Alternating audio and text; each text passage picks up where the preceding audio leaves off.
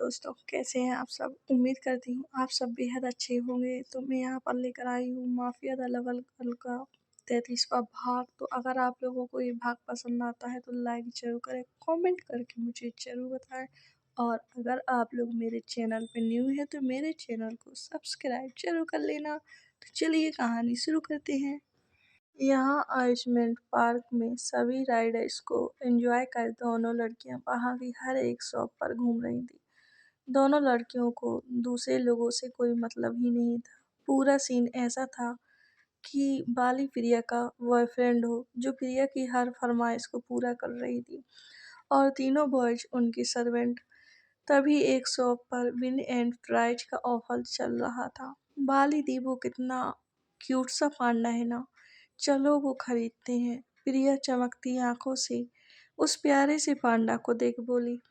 प्रिया की बात सुन बाली ने पीछे खड़े बॉयज को देखा, जहां विमान के हाथ में ढेर सारे बलून्स, आकाश के हाथ में बाली के खरीदे शॉपिंग बैग्स, तो वहीं कबीर के हाथ में प्रिया के ढेर सारे टेडी बियर्स।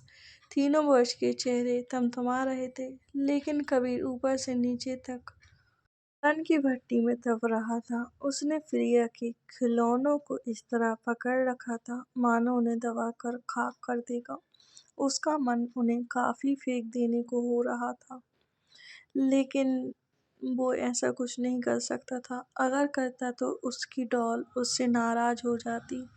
बाली को तीनों पर बड़ा तरस आ रहा था। क्यों नहीं क्यूटी पाई, अभी इसे जीतते हैं। बाली ने ऑनर से शूटिंग गन ली और शूट किया, लेकिन उसका निशाना चूक गया। अरे, बाली ने फिर ट्राई किया, लेकिन इस बार भी निशाना चूक गया। क्या हुआ? अभी तक तो आपका निशाना ठीक लग रहा था। इस शॉप पर क्या हुआ? विमान बाली के चूकते निशाने को देख हैरान हो बोला। पता नहीं छोटू। बाली ने फिर पैसे दिए और गोलियां खरीदी, लेकिन इस बार भी नाकाम रही। उस शॉप के ओनर के चेहरे पर एक टेढ़ी मुस्कान थी। आकाश ने आगे बढ़ ट्राई किया तो उसके साथ भी ऐसा ही हुआ। एक भी गोली उस पांडा को नहीं लगी, बल्कि सभी उसके साइड में टकरा जाती। आकाश के निशाने को भी चूकता देख कबीर की आंखें खटक गईं। उसने गौर किया तो उसे गड़बड़ लगी, और गड़बड़ क्या थी उसे समझ उसने कठोर नजरों से ओनर को घूरा। नीदू, रहने देते हैं, सबको बारी बारी नाकाम होता देख प्रिया बुझे मन से बोली। तभी उन्हें कबीर की आवाज़ सुनाई दी। बुलेट्स? हाँ हाँ, क्यों नहीं, आप भी ट्राई कीजिए, ऑनर ने टोंट मारने वाले लहजे में कहा। लेकिन कबीर ने उसे इग्नोर किया। कबीर ने गन उठाई और टारगेट पॉइंट किया। कबीर ने एक ट्रिगर को एक बार दबाने की बजाय एक साथ 2 बार शूट किया, और इसके साथ ही बुलेट सीधा उस पांडा पर लगी। ऑनर ए देख हैरानी से कबीर को देखने लगा, जो उसे ही अपनी खौफनाक नजरों से घूर रहा था। ऑनर के माथे पर पसीने की बूंदें उभर आईं, क्योंकि उसकी चोरी पकड़ी गई थी। उसने पहले ही ऐसा सेटअप कर रखा था जिससे किसी का भी निशाना सही से ना लग सके, और वो 400 बीसी कर सबसे अच्छे पैसे लूट सके। ओनर ने फट से अपनी नजरें कबीर से हटाई और बेल बजाते हुए जबरदस्ती मुस्कुराते हुए बोला, मुबारक हो, आप इसे जीत गए। ये प्रिया खुशी से उछल पड़ी। कबीर जी, आप तो सुपर सुपर सुपर हैं। प्रिया के मुंह से तारीफ सुन कबीर की नाक खंबे जितनी ऊंची हो गई। इस वक्त उसके फेस के एक्सप्रेशन ऐसे थे मानो कोई बहुत बड़ी जंग जीत ली हो। प्रिया ने उस पांडा को लिया और जोर से उसके नाक पर अपने होंठ टिका लिए। ये देख कबीर उस खिलौने को ऐसे घूरने लगा जैसे अभी रियल गन से उसके चित्रे उड़ा देगा। कबीर जी, ये लीजिए। प्रिया ने उस पांडा को भी कबीर जी को संभालने दे दिया। क्यूटी भाई के पास ऑलरेडी बहुत है, इसे तुम विमान को दे दो। नहीं दीदू, ये मोटा मेरे पांडा को नुकसान पहुंचा देगा। प्रिया ने विमान को आंखें छोटी कर घूर कर कहा। उसे विमान पर इन मामलों में रत्ती भर भी विश्वास नहीं था। हाँ हाँ, मैं तो जा रहा हूँ इन कचड़ों को उठाने के लिए। आन ने भी उसे घूरते हुए कहा। आकाश भैया, प्लीज़ आप ले लीजिए ना। हाँ, क्यों नहीं, लाओ मुझे दे दो। लेकिन आकाश ले पाता उससे पहले ही कबीर ने फट से उस खिलौने को ले लिया। और बोला, मैं संभाल लूँगा। कबीर को बेशक इन सभी खिलौनों से नफ़रत थी, लेकिन ये जैसे भी थे, उसकी डॉल के थे और उसकी डॉल का कोई भी सामान यानी कबीर की सामान है। आकाश अजीब तरह से कबीर को देखने लगा। कबीर जी, आप इनका अच्छे से ख्याल रखना, ठीक है? प्रिया ने प्यार और विश्वास भरी नज़रों से कबीर को देखते हुए कहा, जिस पर कबीर ने एक अजीब सी मुस्कान के साथ हाँ में सर हिला दिया। प्रिया फिर बाली के साथ गुम हो गई। कबीर की नज़रें फिर कठोर हो गई। उसे याद आया, अभी कुछ देर पहले उसकी डॉल ने इस खिलौने को किस किया था। कबीर भयानक आंखों से एकटक उस खिलौने की नाक को घूर रहा था। उसने अपना हाथ बढ़ाया और कसकर उस पांडा की नाक को पकड़कर चिपका दिया। बेचारा नीजू पांडा किसके हाथों चढ़ा था। आकाश ने उसकी हरकत देखी तो हैरानी से कबीर को देखा, जो जलन से किसी भी वक्त फटने वाला था। भगवान, क्या होगा इसका? एक खिलौने से भला कौन जलता है? आकाश ने कबीर को ऊपर से ले नीचे तक एक नजर देखा, फिर अपना सर लाचारी से ना में हिला दिया। टेडी को देखो, कॉटन कैंडी, जाओ जाकर लेकर आओ। प्रिया कॉटन कैंडी को देख विमान की बाजू पकड़ बोली, मैं कहीं नहीं जा रहा। तेरे इन बलून्स के चक्कर में मेरी पूरी इज्जत की वाट लग गई। अब कॉटन कैंडी भी लाऊं? विमान उसकी पकड़ अपनी बाजू से दूर कर पीछे खिसकता हुआ बोला। प्रिया ने उसकी बात सुनी तो अपना मुंह फुला लिया। ये क्या बात हुई भला? मुझे जाने नहीं दे रहे और ना ही खुद जा रहे। मुझे नहीं पता, मैं खुद ही ले आऊंगी। कहते हुए प्रिया आगे बढ़ ही रही थी कि विमान ने उसका हाथ पकड़ा और उसे रोकते कुड़ते हुए बोला, रुक जा, जा रहा हूँ। विमान फिर कॉटन कैंडी लेने चला गया। मुझे तो समझ नहीं आ रहा, कॉन्ट्रैक्ट मैंने साइन करवाया या इसने सुबह से नौकर बना दिया? गजब बेइज्जती है। विमान ने कॉटन कैंडी वाले को पैसे दिए और कॉटन कैंडी लेने को हुआ कि पीछे से उसे किसी लड़की ने आवाज दी, हेलो, मुझे एक बलून देना जरा। विमान उस आवाज को सुन हैरान हो गया। वो फट से पीछे मुड़ा तो उस लड़की को हेजल आइज भी विमान को देख जरूरत से ज्यादा बड़ी बड़ी हो गई। दोनों ने एक साथ जोर से कहा, तुम? तभी उस लड़की के साथ खड़ा छोटा सा 9-10 साल का अच्छा उसका हाथ हिलाते हुए बोला, मासी, बलून खरीदो ना। उस लड़की ने उस बच्ची को देखा और उसका हाथ पकड़ आगे बढ़ते हुए बोली, नहीं, इस फटीचर के पास अच्छे बलून्स नहीं हैं, हम किसी और से खरीदेंगे। मेहमान खुद के लिए फटीचर सुन भभक गया। छिपकली सी शक्ल की, तेरी हिम्मत कैसे हुई मुझे फटीचर कहने की? वो लड़की फट से पीछे मुड़ी और विमान को उंगली दिखा गुस्से से बोली, छिपकली किसे बोला? हाँ, किसे बोला? विमान भी उसकी और उंगली पॉइंट कर साफ शब्दों में फिर बोला, तुझे। हाँ, तेरी इतनी हिम्मत, तू है छिपकला, तेरा पूरा खानदान छिपकला। चुप हो जा बबक, तेरे मुंह कौन लग रहा है? दफा हो इधर से। विमान गुस्से से उबाल मारता हुआ बोला, दफा हो तू, वो भी पहली फुर्सत में। क्या? ये जमीन तेरे बाप की है?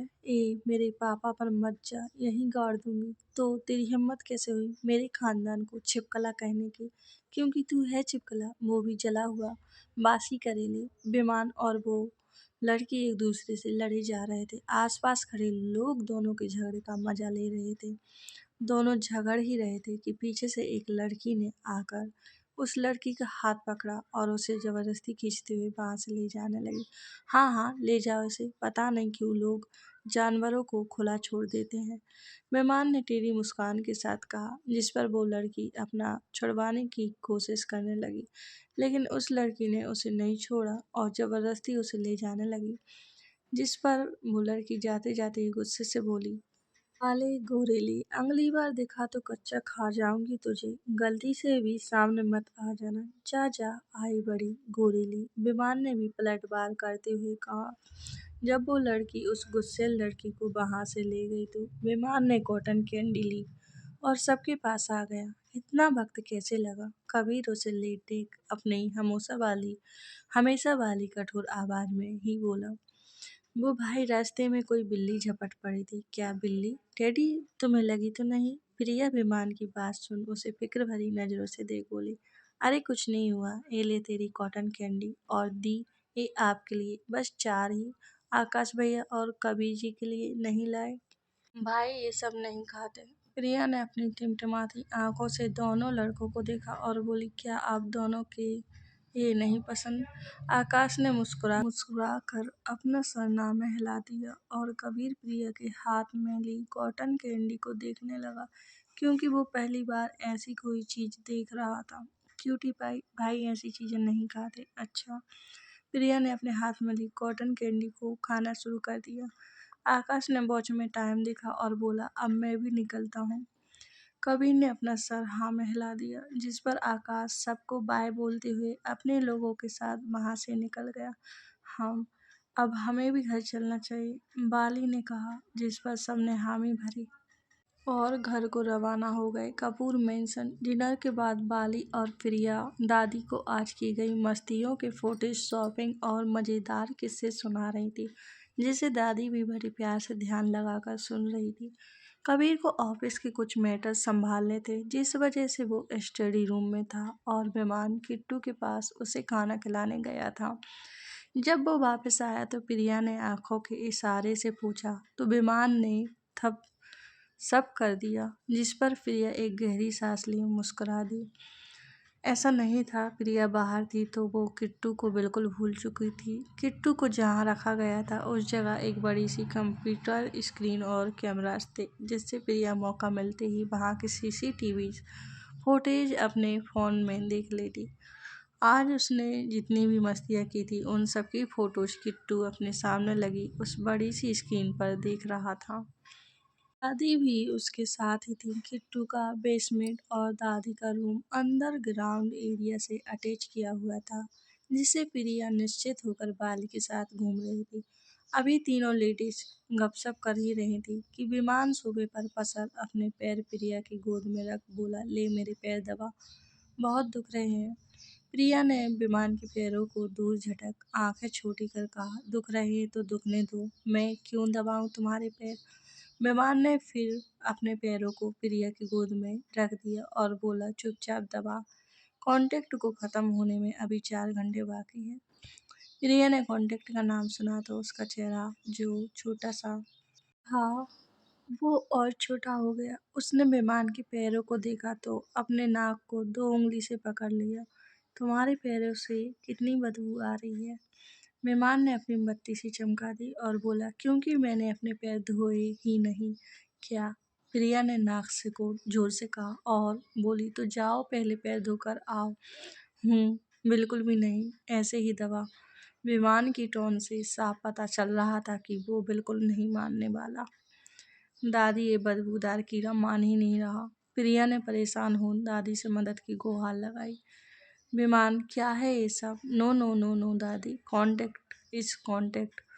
वैसे भी आज पूरे दिन मैंने इसकी सेवा की है, अब ये मेरी सेवा करेगी। कैसा कांटेक्ट? बाली हैरान सी बोली।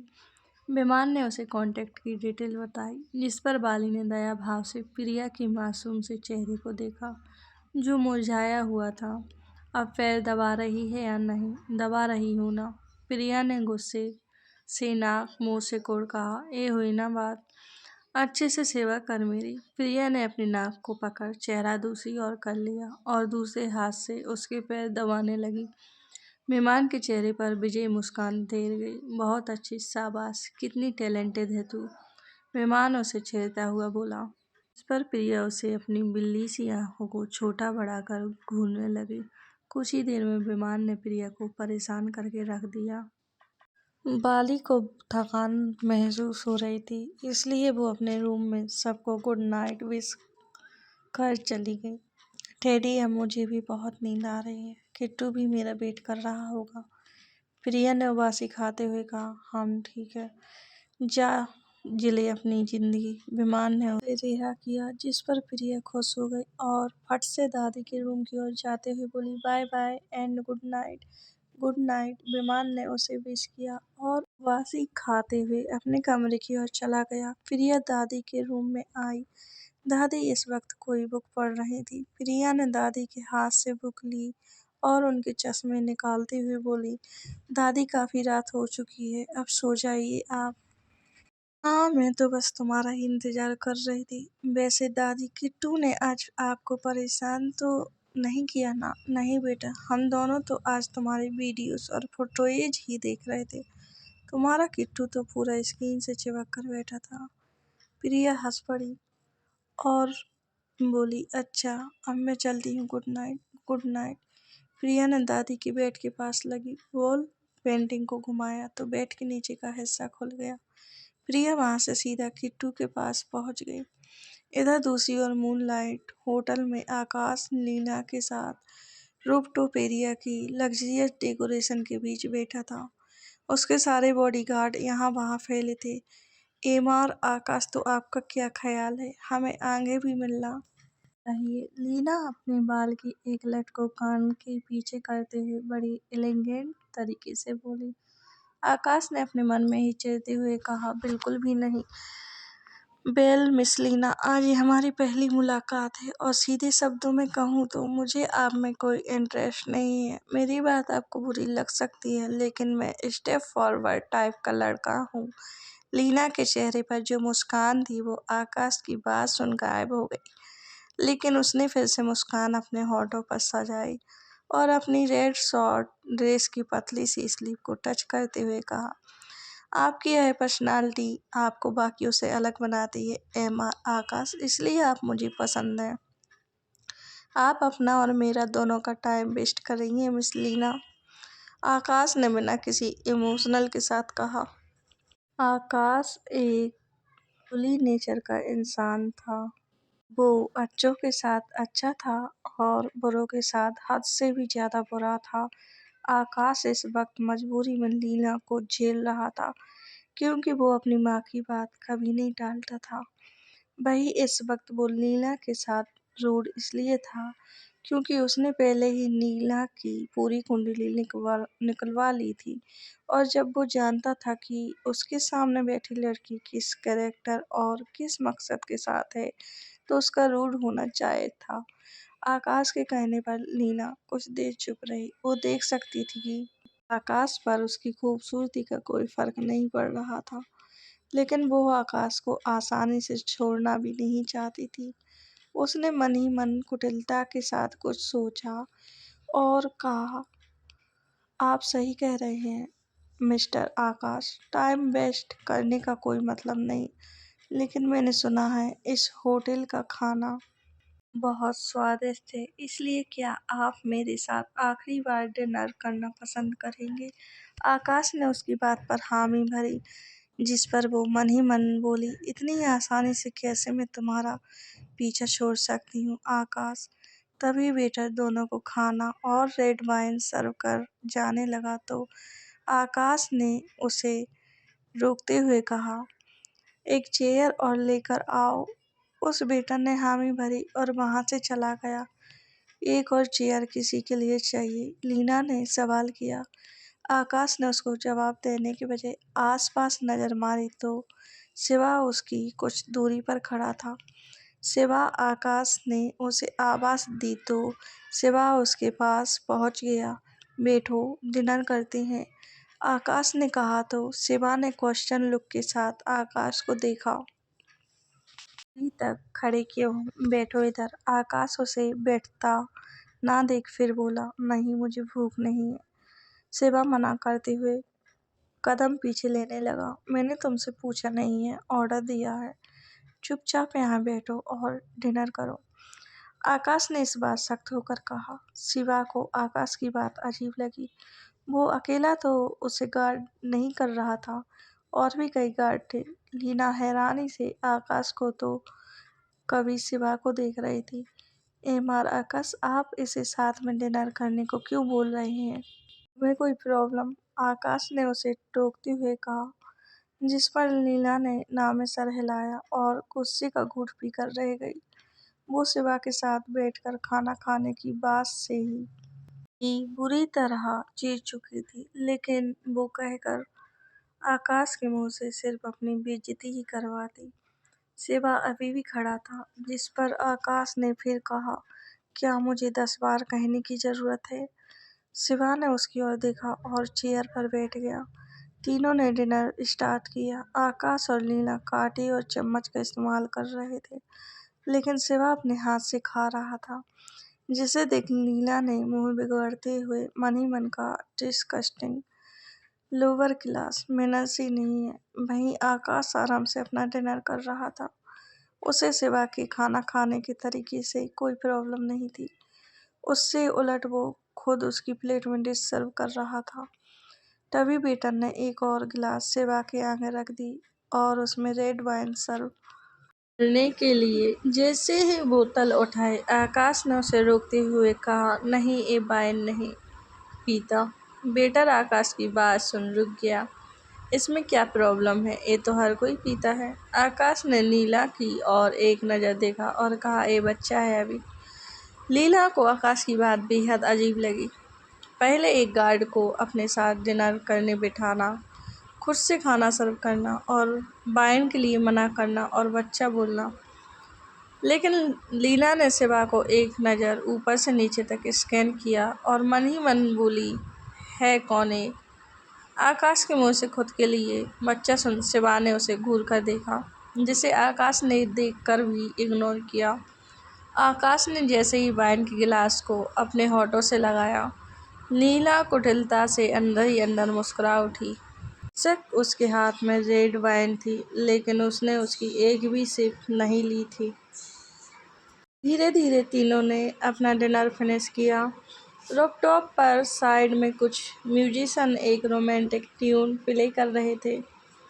उनकी बजाई धुन हर कपल को मदहोश करने के लिए काफ़ी थी, लेकिन इस वक्त वहाँ कोई भी कपल मौजूद नहीं था। आकाश अपने हाथ साफ करते हुए बोला, so miss Leela, now I have to go. आप यहाँ अकेली आई हैं या फिर मैं आपको ड्रॉप करूँ? आकाश ने जेंटली कहा, हम thank you mister Akash, but मैं अपने ड्राइवर के साथ आई हूँ। Oh, it's good then, good night, Akash कहते हुए उठा, जिस पर लीला ने मन ही मन कहा, अगर ये इस वक्त यहाँ से चला गया तो मेरा पूरा प्लान फ्लॉप हो जाएगा। आखिर इस पर अभी तक उन ड्रग्स का असर क्यों नहीं हुआ? उसने तो कहा था कि ड्रग्स का असर कुछ सेकंड में ही शुरू हो जाएगा, लेकिन इसे वाइन पीते हुए 10 मिनट से ज़्यादा हो चुके हैं। आकाश वहाँ से अपने लोगों के साथ निकल गया और पीछे लीला बस अपने हाथ की मुट्ठियाँ बनाकर रह गई। शिवा ने जाते हुए एक बार मुड़कर लीला के गुस्से और चिढ़ से भर रहे चेहरे को देखा और चेहरे पर कठोर एक्सप्रेशन के साथ बुदबुदाया, बेवकूफ़। फ्लैशबैक। शिवा ने सारी अरेंजमेंट चेक कर ली थी कि कहाँ क्या सेटअप हुआ था। उसने आकाश के एक गार्ड को निगरानी के तौर पर रखा था, होटल के शेफ्स के साथ मिला दिया और लीला के इरादों को जान उन पर सफाई से पानी फेर दिया। कुछ ही देर बाद आकाश की सारी गाड़ियां दिल्ली की सड़कों पर दौड़ रही थी। शिवा बिना किसी भाव के साथ आकाश की फरारी दौड़ा रहा था। आकाश अपना सर पीछे सीट से टिका, आंखें बंद किए हुए था। तभी शिवा का फ़ोन बजा। शिवा ने अपने कान में लगाए ब्लूटूथ को ऑन किया तो सामने से स्वाति की आवाज़ आई, शिवा, तुम घर कब तक आ रहे हो? नहीं, मैं आज नहीं आऊँगा। तुम गेट को अच्छे से लॉक कर सो जाओ। लेकिन क्यों? क्या तुम आज हॉस्पिटल जा रहे हो? हम अच्छा ठीक है, खाना खा लेना याद से हम। शिवा ने फ़ोन काट दिया। आकाश ने शिवा की ओर देखा और बोला, किसका फ़ोन था? मेरी गर्लफ्रेंड का, मतलब स्वाति। हाँ, वैसे तुम आज घर जाने के बजाय कहाँ जा रहे हो? आकाश ने अपनी वॉच में टाइम देखते हुए सवाल किया, क्योंकि इस वक्त रात के 12 बज रहे थे। कुछ ज़रूरी काम है, शिवा ने सामने देखते हुए प्लेन चेहरे के साथ जवाब दिया। आकाश ने उसे गौर से देखा। आखिर ये कहाँ जाएगा इतनी रात को, उसने मन में ही सोचा। कुछ ही देर बाद शिवा ने आकाश को घर ड्रॉप किया और गाड़ी पार कर वहाँ से जाने को हुआ कि तभी आकाश ने उसे टोका, क्या तुम पैदल जाओगे? शिवा ने अपना सर हाँ में हिलाया। आकाश ने उसकी ओर कार की चाबी बढ़ाई और बोला, इसे लेकर जाओ। शिवा ने की लेने के लिए हाथ नहीं बढ़ाया और वहाँ से पलटते हुए बोला, इसकी ज़रूरत नहीं। आकाश उसके जवाब पर गुस्सा हुआ, लेकिन शिवा गेट को पार कर चुका था। दूसरी ओर कबीर 1:45 के करीब अपने काम से फ्री हुआ। हमेशा की तरह कबीर अपना सुकून ढूंढते हुए प्रिया के रूम में पहुंच गया, लेकिन प्रिया को वहां न पा उसकी आंखें प्रिया को पूरे कमरे में खोजने लगी। कबीर ने सोचा प्रिया रूम में नहीं है तो बाली के पास होगी, लेकिन उसे प्रिया वहां भी नहीं मिली। धीरे धीरे कबीर ने प्रिया को विमान और दादी के रूम में ढूंढा और आखिर में उसे बेचैनी होनी शुरू हो गई, क्योंकि प्रिया उसे कहीं नहीं मिली। थोड़ी देर बाद कबीर अपने रूम में था। उसके हाथ में लैपटॉप था, जहां वो मेंशन की फुटेज चेक कर रहा था। प्रिया को आखिरी बार दादी के रूम में जाते हुए देखा और फास्ट फॉरवर्ड कर वीडियो को करंट टाइम तक प्ले किया, लेकिन प्रिया को दादी के रूम से बाहर न आता देख कबीर की आंखें कठोर हो गईं। कबीर दादी के रूम में फिर पहुंच गया। उसने दादी के पूरे रूम को छान मारा। कबीर के हाथों की नसें उभर रही थीं। उसे बहुत अजीब लगा कि आखिर जब प्रिया दादी के रूम में आकर बाहर ही नहीं निकली थी तो गई कहाँ। कबीर वहां से निकल अपने रूम में आ गया। उसने सिगरेट जलाई और उसके कस भरता हुआ अपने सीने को सहलाने लगा। उसे बहुत ज्यादा बेचैनी हो रही थी। प्रिया के पास ना होने का ख्याल उसे बेचैन कर रहा था। तभी उसके फ़ोन पर रॉकी का कॉल आया। कबीर ने फट से फ़ोन उठाया और पूछा, कहाँ है वो, क्या तुम्हें मिली? रॉकी कबीर की आवाज़ को सुन हैरान था। उसकी आवाज़ ने उसे घबराहट, डर, बेचैनी जैसे इमोशनल दिखाई पड़ रहे थे, जो कि उसके कानों के लिए नया था। बॉस, मैंने पूरे सक्सेना विला में मैडम को ढूंढा, लेकिन वो वहाँ नहीं है। कबीर ने ये सुना तो उसका ऑरा बेहद भयानक हो उठा। उसकी डॉल उसकी नज़रों से गायब थी और वो उसे ढूंढ भी नहीं पा रहा था। ये सब उसे एक भयंकर करती से लपेट रहे थे। कबीर ने फ़ोन को गुस्से से दीवार पर फेंक दिया। कबीर ने एक बार फिर सीसीटीवी ऑन की और वही वीडियो बार बार देखा, लेकिन प्रिया उसे बस आखिरी बार दादी के रूम में ही जाती दिखी। कबीर को ये बात बुरी तरह खटक गई। रात के 1 से सुबह के 5 बज गए। कबीर की एस्ट्रे जली हुई सिगरेट से भरी हुई थी। उसकी आंखें बुरी तरह लाल पड़ी थीं, लेकिन उसकी नज़रें एकटक बस लैपटॉप की स्क्रीन को घूर जा रही थी। कबीर एक और सिगरेट जलाने को हुआ कि एकदम से उसकी नज़र दादी के रूम से बाहर निकलती प्रिया पर पड़ गई। प्रिया को दादी के रूम से बाहर निकलते देख कबीर का दिमाग घूम गया। उसके दिमाग में इस वक्त बहुत कुछ चल रहा था, लेकिन उसने उन सब बातों को परे किया और सीधा प्रिया के रूम में पहुंच गया।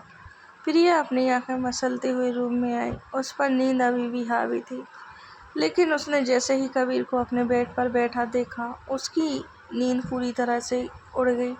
उसके कदम ठिठक चुके थे। कबीर इस वक्त एक भयानक औरे के साथ बैठा था। उसने प्रिया को देखकर भी कुछ नहीं कहा, बस मौन लबों और कठोर नज़रों से एकटक उसे देखता रहा। लेकिन उसके दिल में जो बेचैनी थी, वो बेशक प्रिया को देखते ही गुम हो चुकी थी। कहा, कबीर जी, आप यहाँ क्या? कल आप मेरे रूम में सोए थे। हाँ, वैसे कल रात तुम कहाँ थे डॉल? कबीर अपनी जगह से उठ प्रिया की ओर बढ़ते हुए शांत पर कठोर आवाज में बोला। कबीर के सवाल पर प्रिया की मासूम नज़रें इधर उधर देखने लगी। वो जवाब देने के बजाय अपने निचले होंठ को काट रही थी और हाथों की उंगलियों को आपस में उलझा रही थी। कबीर उसकी हरकत को बड़े गौर से देख रहा था। अब तक वो प्रिया के बिल्कुल करीब पहुंच चुका था। प्रिया को जवाब ना देता देख उसने प्रिया के छोटे से चेहरे को बेहद प्यार से अपने हाथों में भर ऊपर उठा दिया और एक बार फिर पूछा, क्या हुआ डॉल, मुझे बताओ। कल रात तुम अपने रूम में क्यों नहीं थी? बाबू, मैं दादी के रूम में सो रही थी। प्रिया बोलते हुए अटक रही थी। अपने पूरे वाक्य के दौरान उसने एक बार भी कबीर की आंखों में नहीं देखा था। कबीर की नज़रें जो कठोर थीं, वो प्रिया के झूठ पर और ज़्यादा कठोर हो गईं। उसने एक पल को अपनी आंखें बंद कर ली, जैसे खुद के गुस्से को दबा रहा हो। उसने अपनी आंखें खोली तो सामने प्रिया का मासूम सा चेहरा परेशानी की लकीरों से भरा था। नहीं जानता तुम मुझसे क्या और क्यों छुपा रही हो, लेकिन तुम्हारा झूठ बोलना मुझे दर्द दे रहा है। कबीर ने मन ही मन कहा। उसे अपने दिल में दर्द का एहसास हुआ, क्योंकि उसे प्रिया का खुद से झूठ बोलना बिल्कुल भी पसंद नहीं आया था। कबीर ने प्रिया के रसीले लाल होठों को अपने मुंह में भर लिया। प्रिया की आंखें हैरत से बार बार झपकने लगी।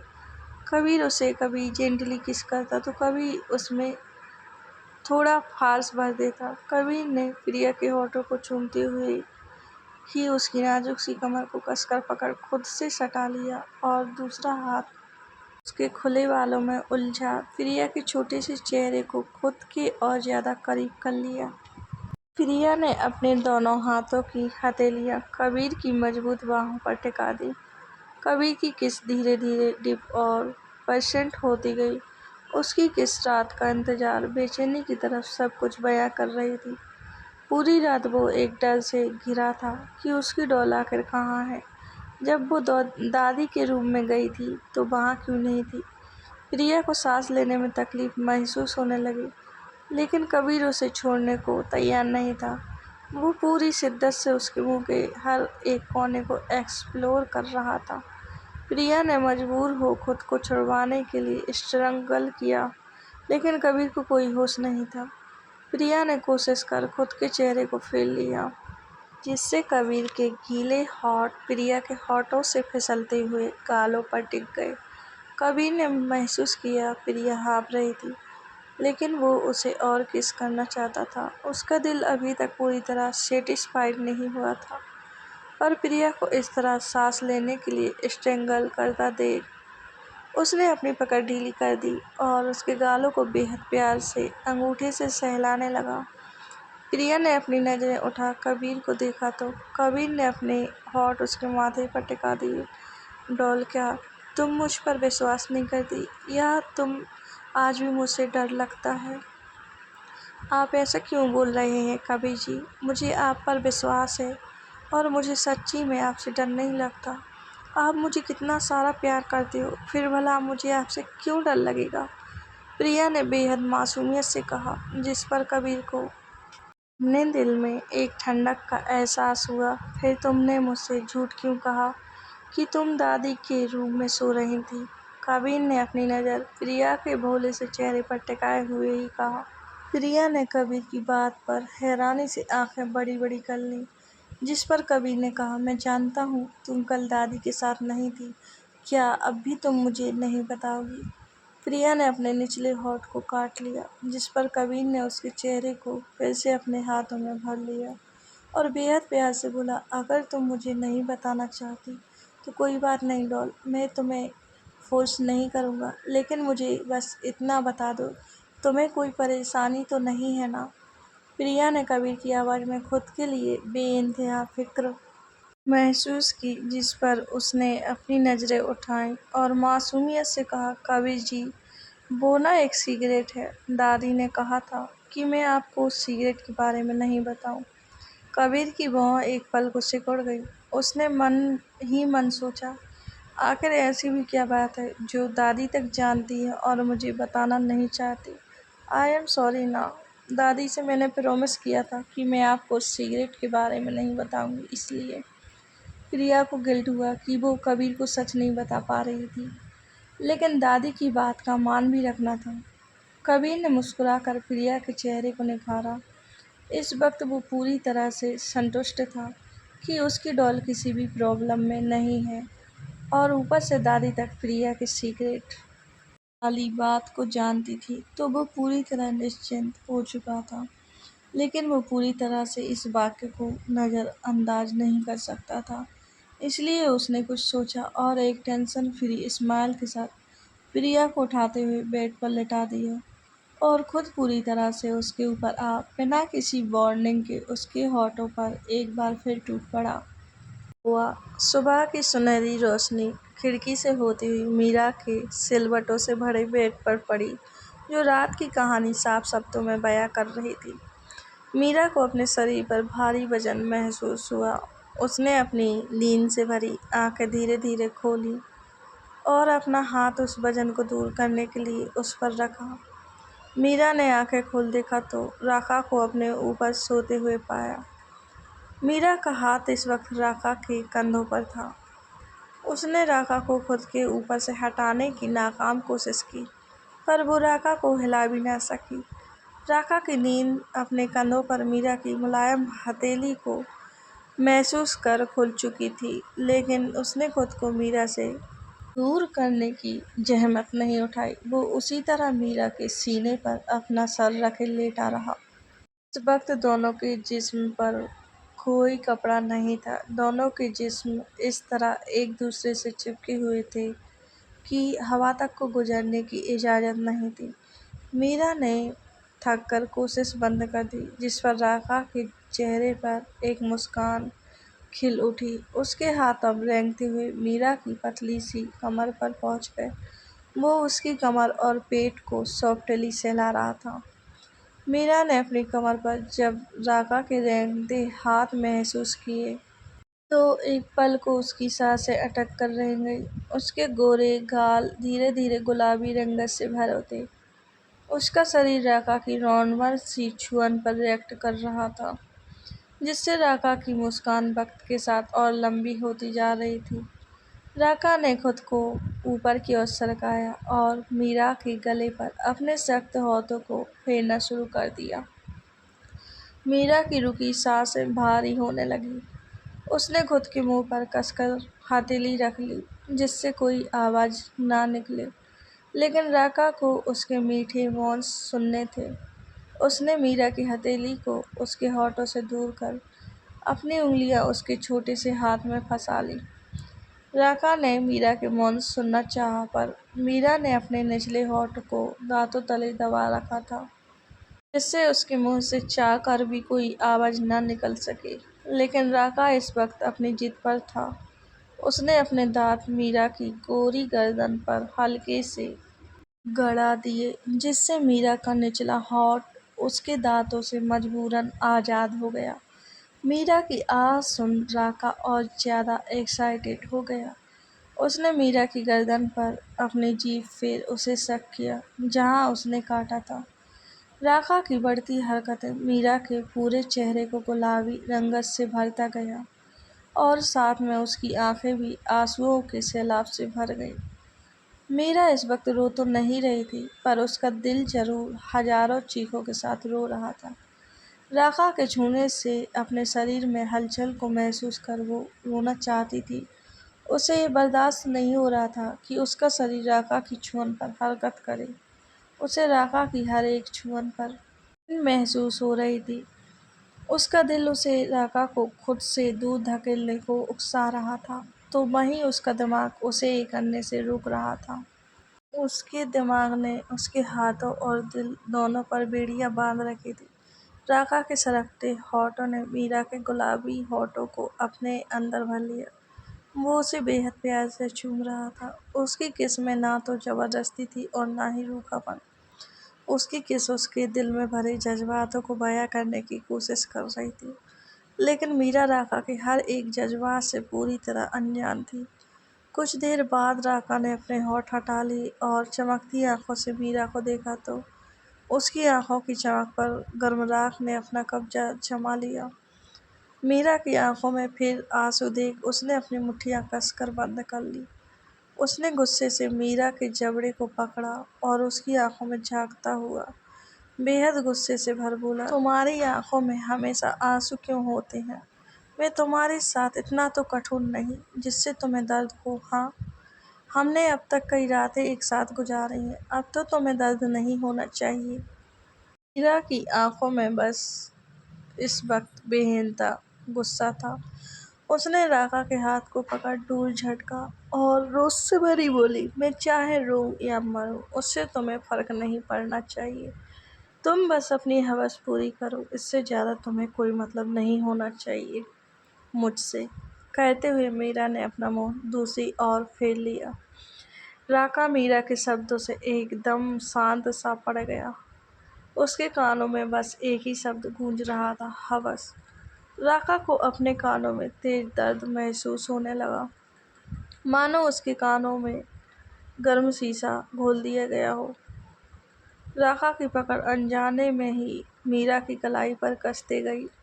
जो उसके अंदर भरे गुस्से को बता रही थी। मीरा को अपनी कलाई पर दर्द और बर्दाश्त नहीं हुआ। उसके मुंह से रुलाई फूट पड़ी। राका उसे रोता देख होश में आया और फट से उसकी कलाई छोड़ उसके ऊपर से हट गया। मीरा ने खुद को गेंद की तरह सिकुड़ लिया। उसने अपने चेहरे को घुटनों में छुपा लिया। उसका रोना पल पल बढ़ता जा रहा था। राका को उसका इस तरह रोना बर्दाश्त नहीं हुआ। उसने अपना हाथ उसकी ओर बढ़ाया, पर मीरा की बात सुन रह गया। प्लीज, मुझसे अब और बर्दाश्त नहीं होता, मुझे रिहा कर दो। उस दिन मैं जानबूझकर तुम्हारे कमरे में नहीं आई थी। ड्रग्स दिए गए थे। मैं उस दिन के लिए तुमसे 1000 बार माफ़ी मांगती हूँ। प्लीज़ मुझे छोड़ दो। मेरे अक्षत जी के अलावा मुझे किसी की छुअन बर्दाश्त नहीं। मुझे घिन आती है। प्लीज़। मीरा राका के सामने गिड़गिड़ा रही थी, बार बार छोड़ने की भीख मांग रही थी। राका का पूरा शरीर गुस्से की आग से भर गया। उसका ऑरा बेहद भयानक हो उठा था। मीरा का कहा हर एक शब्द उसके दिल को भयानक दर्द से भर रहा था। मीरा का रोना बंद नहीं हुआ। रोते रोते उसका शरीर बुरी तरह कांपने लगा। मैं उसे मार दूंगा। राका एकटक सामने लगी दीवार को घूरते हुए मन ही मन एक दृढ़ संकल्प के साथ बोला। उसने एक नज़र मीरा पर डाली और वहां से उठ बाथरूम में चला गया। वो जानता था उसका गुस्सा कैसा था। उसने खुद को इस वक्त मीरा से दूर करना ही सही समझा। तो चलिए दोस्तों, कहानी का एंड यही ख़त्म करते हैं। तो मिलते हैं नेक्स्ट भाग में।